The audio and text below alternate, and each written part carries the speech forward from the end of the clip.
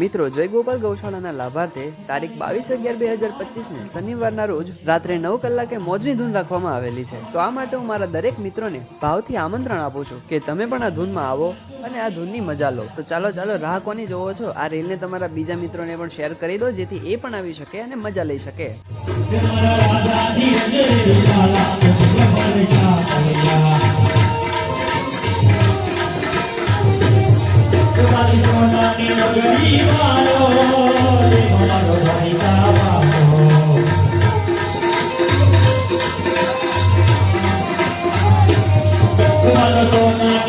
Viva